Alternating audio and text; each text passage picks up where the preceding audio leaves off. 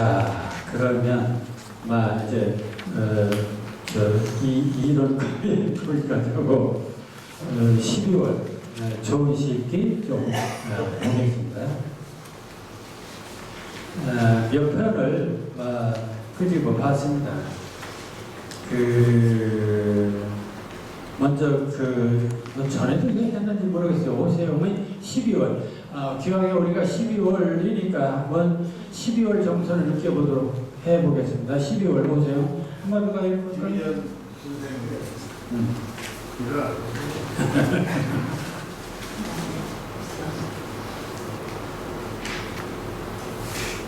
12월 오세요.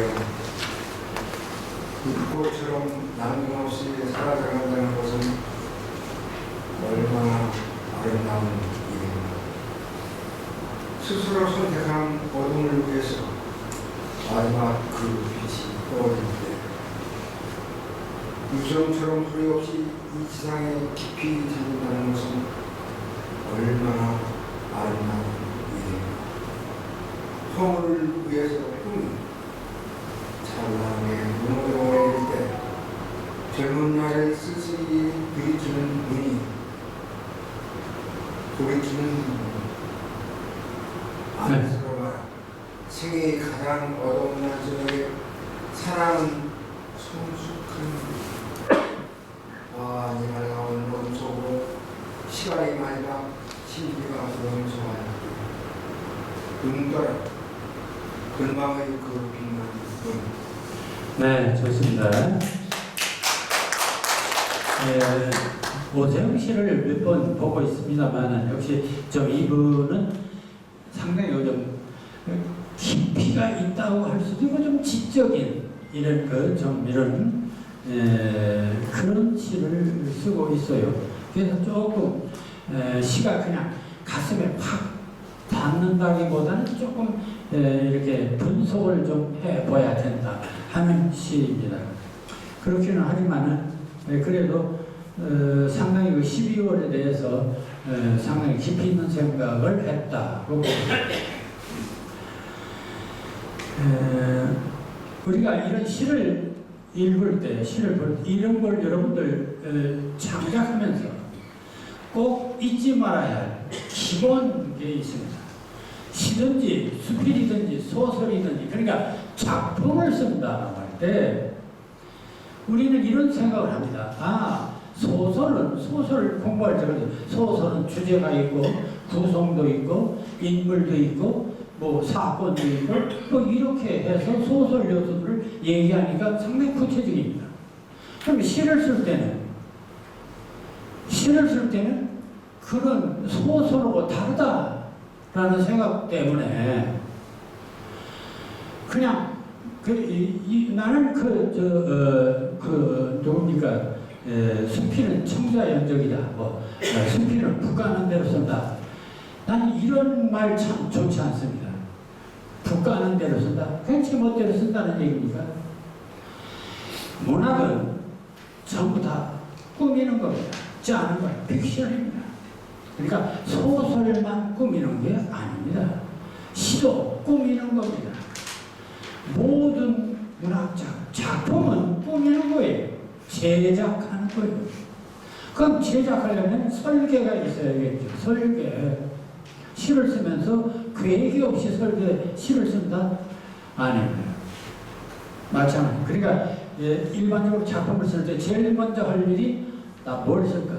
예를 들어서 소나무나 밤나무나 하늘이 우선 제목 그건 소재입니다. 소재. 그럼 소나무를 보고 하늘을 보고 그리고 들을 보고 물을 보고 소재예요. 그건 소재. 재료. 그걸 보고 이걸 가지고 내가 무엇을 쓸까?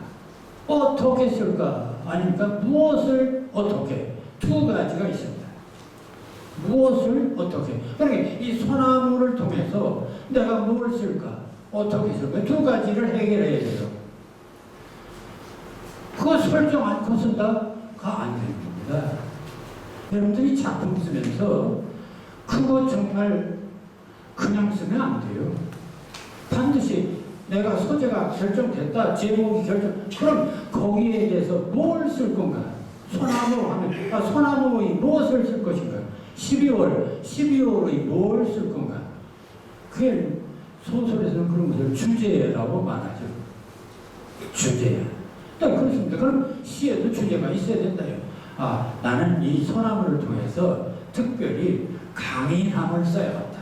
나는 소나무에서 그 푸르름을 써야겠다. 어떤 결정적인 테마가 있어야 되지 않겠습니까?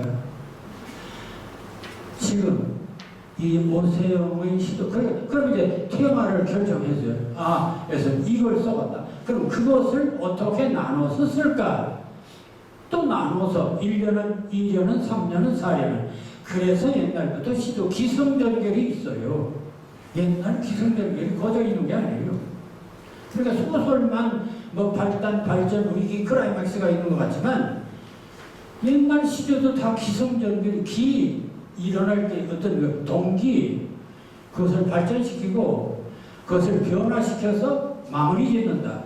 이런 틀이 있었습니다. 그런데 자유시라니까 그냥 생각나는 대로 쓰는 거라고 생각한다는 대단히 잘못된 겁니다. 반드시 소재가 되면 거기에 대해서 나는 뭘 쓸 건가 주제를 결정하고 그것을 어떻게 나누어 쓸 것인가 이걸 해야죠. 그리고 나누어 쓸 때 발전, 발달, 위기, 클라이맥스, 대단 이런 식으로 구성을 하면 그게 소설 형식이 되는 것이고 시는 그렇게 시를 써도 좋아요. 그럼 시가 굉장히 감동적인 시가 됩니다. 그렇게 안 쓰고 그냥 똑같이 나눠서 소나무처럼 가지를 여러 가지로 나눠 쓸 수도 여러 가지가 있지만은 바람직한 것은 기승전결로 쓰는 게 참 좋습니다. 그러야 보다 감동적인 시가 됩니다. 방송국에서 하는 드라마만 재밌습니까? 왜 재밌죠, 그게? 세상 얘기 돌아가는 얘기인데 왜 방송국 얘기가 더 재밌냐 이거요. 왜 소설가가 쓴 얘기가 더 재밌냐는 거요. 세상 얘기, 다 그 사람 얘기나 다 사람 얘기예요. 근데 소설가가 쓰면 굉장히 재밌어요. 방송국에서 나오는 드라마가 왜 이렇게 재밌어요? 재밌는 이유가 뭡니까? 바로 발전, 위기, 클라이막스, 대단원이라고 하는 이런 변화 곡선을 이야기 속에 집어넣기 때문에 재밌는 거예요. 그러니까 그게 픽션이요. 꿈인 거예요. 꿈인 이야기가 됩니다. 보통 이야기는 그런 것이 없죠. 일상적인 얘기가 밥 먹었고, 오늘 일어나고, 또 잤고, 먹다, 놀다, 자다. 거기에 기승전결이 있습니까? 없죠. 그러니까 감동이 없습니다. 변화가 있어야 되는데. 그러니까 시도 마찬가지. 그런 변화를 줄 수 있어야 됩니다. 자, 그 정도로 얘기를 하고요. 다시 12월로 넘어갑니다. 이 사람은 12월에 대해서 뭘 쓸까를 생각했습니다. 그게 뭐냐? 불꽃처럼 남김없이 사라져간다는 것은 얼마나 아름다운 일인가. 두 번째는 유성처럼 소리 없이 이 세상에 깊이 잠든다는 것은 얼마나 아름다운 일인가. 이 두 연을 보니까 사라짐, 그러니까 소멸의 미학, 그걸 생각합니다. 그러니까 12월은 마지막 아닙니까? 그러나 사라진다는 것이 얼마나 아름다운 것인가. 이렇게 주제를 정한 거예요. 첫째 년, 둘째 년 그렇습니다. 그러니까 불꽃처럼 남김없이 사라지는 것은 얼마나 아름다운 일인가. 스스로 선택한 어둠에서 마지막 그 빛이 꺼질 때 해서 오히려 마지막이 더 아름답다. 석양처럼.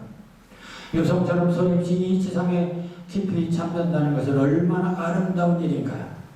허물을 위해서 꿈이 찬란하게 무너져 내릴 때 젊은 날을 쓸쓸히 돌이키는 눈이여 과거를 돌이키면서 그래도 마지막으로 막 깊이 잠든다는 것은 얼마나 아름다운 유성처럼 불꽃처럼 유성처럼 소멸의 아름다움. 그런데 그 뒤를 읽어보니까 네, 기성입니다. 그러니까 기성 두 가지는 유사하죠. 싹 바꿨어요. 얘기를 안쓰러워라. 앞에서는 얼마나 아름다운 일인가 아름다운 일인가든 안쓰러워라. 생애의 가장 어두운 날 저녁에 사랑은 성숙하는 것. 오히려 그런 생애의 마지막 그런 그 순간에 사랑은 성숙하는 거다. 오히려. 그러니까 소멸 속에 새로움의 탄생을 말하고 있죠. 자, 이게 전입니다. 화환이 밝아오는 어둠 속으로 시간의 마지막 심지가 연소할 때, 네, 마지막이 눈 떠라 절망의 그 빛나는 눈, 오히려 절망 속에서 빛나는 깨달음.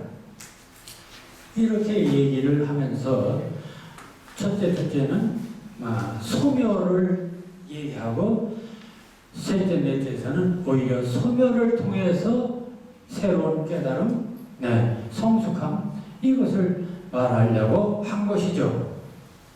제가 그렇게 본다면 되겠습니다. 자, 그 다음에 12월의 마음 홍보비 있습니다. 이건 좀 편안하게 서정적으로 한번 읽어야겠습니다. 네. 다른 분 하려고 돌아보자. 12월의 마음 성민표. 해마다 이맘때는 화해와 은총을 생각하면서도 마음은 항상 앙상한 한 그 마음입니다. 이미 책가지에 끼워진 손잎처럼 메마른 시간을 부추기며 씻겨간 바닷가의 잔해를 보며 한동안 소란했던 부정하는 글들을 보며 일그러진 얼굴과 지쳐버린 동공 사이로 스쳐가는 바람 소리, 눈 덮인 초가집 그 단란한 식구들이 언어가 있다. 밤새 호름불 밝히며 달리던 은하의 강원들이 장승대기 언덕 넘어 교이당 가던 탱자 나무길, 진달래 화관 쓰고 얼굴을 감싸주던 내 고향입니다. 네. 이건 순수한 서정시입니다. 서정시고, 네, 12월의 제목을 마음이라 해서 여러분들 12월 달에는 어떤 느낌이 드나요? 고향에 사는 사람들이야 고향 생각이 안 나겠죠. 그러나 타향에 있는 사람들의 12월은 어떤 마음일까요? 저는 이걸 타향에서 쓴 시입니다. 그러니까 12월 한 해를 보내면서 떠오르는 생각. 해마다 이맘때면 화해와 은총을 생각하면서도 마음은 앙상한 한 그루 나무이다. 네, 은입니다. 마음은 나무이다. 마음은 벌거벗은 나무다. 그러니까 그 을시년설은 나무다. 그런 얘기입니다. 이렇게 주제를 정했습니다. 네, 그러니까 사실 내 마음은 나무처럼 좀 쓸쓸한 나무가 됩니다.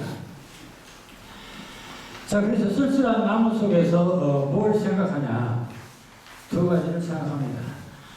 이미 책갈피에 끼워진 꽃잎처럼 메마른 시간, 씻겨진 바닷가 잔해, 한동안 토론했던 도둑맞은 들려, 일그러진 얼굴과 지쳐버린 동굴 사이로 스쳐가는 바람소리, 네, 한 해의 지난 시간들을 회상해 보는 것입니다. 그 다음, 눈 덮인 초가집, 그 달라는 식구들의 언어가 그립다. 밤새 호롱불 밝히며 달리던 은하의 강원절이 장승백이 언덕 넘어 교회당 가던 탱자나무길, 진달래 화관 쓰고 얼굴을 감싸주던 내 고향 누이야. 이것은 지난 한 해가 아니라 유년 시절의 내 고향의 모습입니다. 그러니까 12월달 나는 지나간 한 해를 돌아보고 그리고 어린 시절을 회상해보는 그런 이야기입니다. 그러니까 이 시는 철저히 그렇게 구상이 됐습니다. 첫째 마음은 나무입니다. 그리고 한 해의 회상, 그리고 유년기의 회상, 고향의 회상 이렇게 구성을 한 것입니다. 자, 겨울나무에게 권다롱 씨의 작품 한번 볼까요? 엄만종 씨.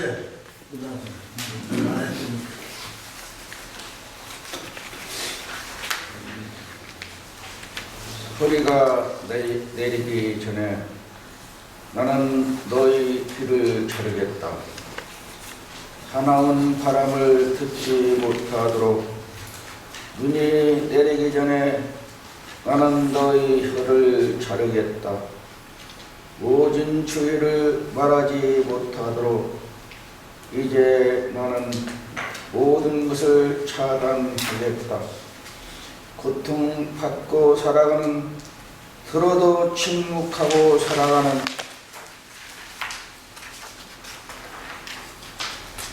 추운 세상을 내가 알지 못하도록.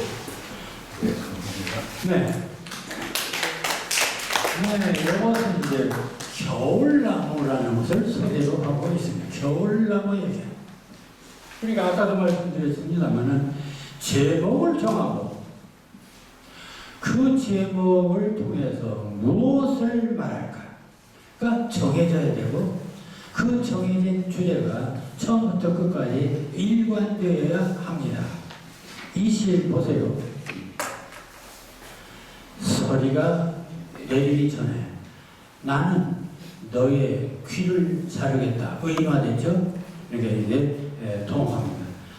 소리가 내리기 전에 나는 너의 귀를 자르겠다.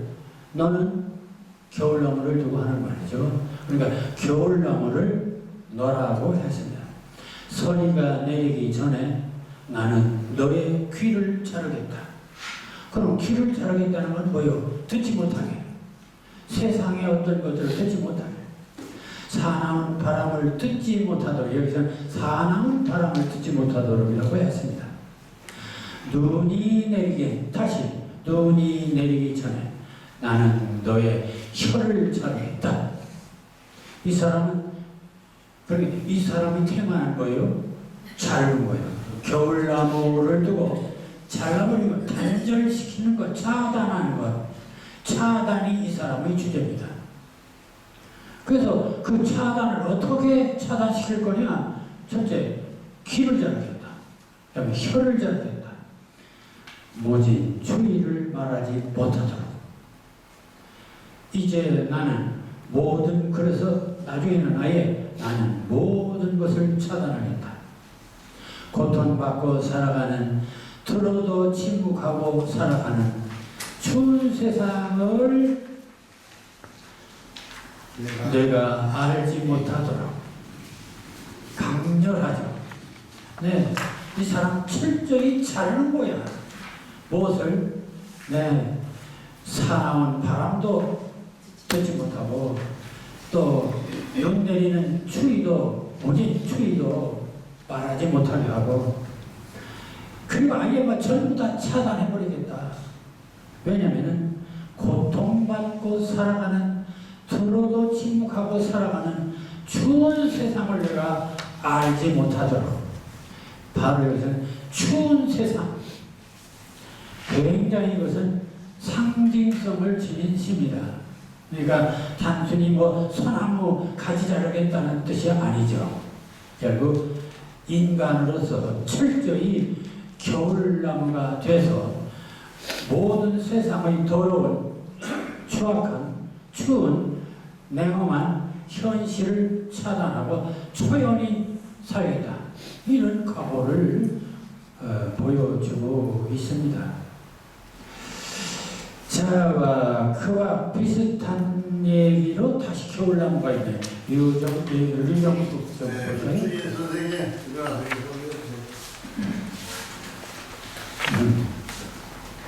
겨울나무 유정수. 촛불로 밝힌 영혼의 불씨 하나. 그 불씨로 타기 위해 육신을 벗어던진다.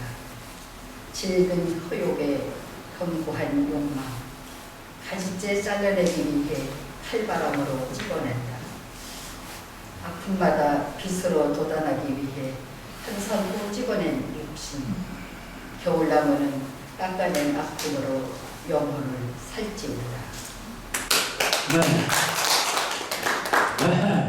이 사람은 또 겨울나무를 철저히 벗어던지고 찍어내고, 그렇게 이제 벗어내고 찍어내고가 3년까지 계속되다가 마지막에 가서 반전을 합니다.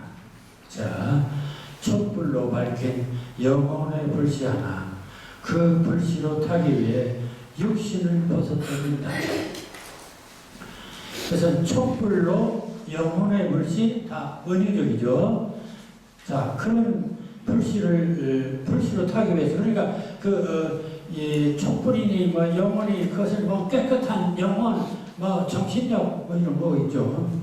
그래서 육신, 더러운 육신을 벗어던진다. 질긴 허욕의 견고한 욕망 가지째 잘라내기 위해 칼바람으로 찍어낸다. 아예 겨울나무 가지를 다 찍어내요. 옷도 벗고 가지도 찍어내고, 겨울나무의 모습일 수도 있습니다. 그러니까 앞을마다 빛으로 돋아나기 위해 한사코 이유가 있습니다. 왜 찍어내냐? 아픔마다 빛으로 돋아나기 위해. 여기서도 3년서부터 바뀌기 시작하네요. 한사코 찍어낸다. 겨울나무는 깎아낸 아픔으로, 결론을 냈어요. 겨울나무는 깎아낸 아픔으로 영혼을 살찌운다. 이렇게 해서 결국 세속적인 것, 추운 것, 그 육신적인 것 모두 잘라내고 영혼을 살찌우는 겨울이 되기를 바라고 있죠. 그러니까 앞에 그 겨울나무에게라고 하는 작품하고도 상당히 좀 묘사한 부분이 있습니다. 자, 다시 문정희의 겨울사랑이라는 작품이 있습니다. 이건 얼마 안 되게 일관중 선생님이나 한번 좀. 네, 한번 읽어보실까요?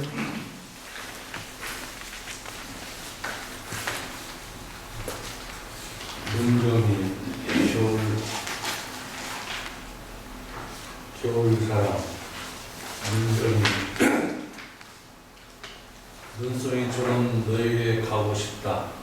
몸부리지 말고 소송되지 말고 숨기지 말고 그냥 내 하얀 생애 안에 뛰어들어 따스한 겨울이 되고 싶다. 천년 백설이 되고 싶다.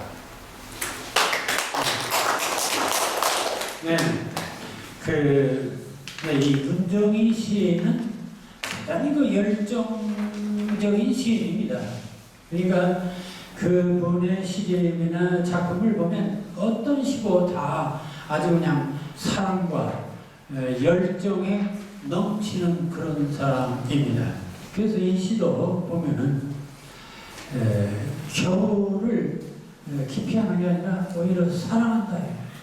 그러니까 냉혹한 오히려 그 이 차가운 것이 오히려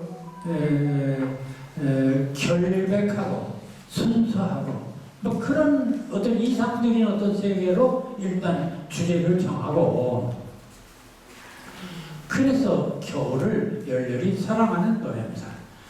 눈송이처럼 너에게 가고 싶다. 너는 여기서 겨울이죠. 그럼 겨울은 또 뭐냐? 그 다른 것이 이제 상징적으로 해석할 수가 있습니다. 머뭇거리지 말고 서성대지 말고 숨기지 말고 그냥 내 하얀 생애 속에 뛰어들어 따스한 겨울이 되고 싶다. 이렇게 말하고 있습니다. 또 천년 백설이 되고 싶다. 차가운 겨울 속에 들어가서 차가운 백설이 되고 싶다. 그래서 함께 어우러지는 그런 사랑, 하나가 되는 것이죠. 그 차가움 속에 같이 한 몸이 되는 거예요. 자, 이렇게 해서 몇 사람들의 12월 좋은 시 몇 편을 읽어봤습니다. 참고로 하시고 잠깐 죄송합니다.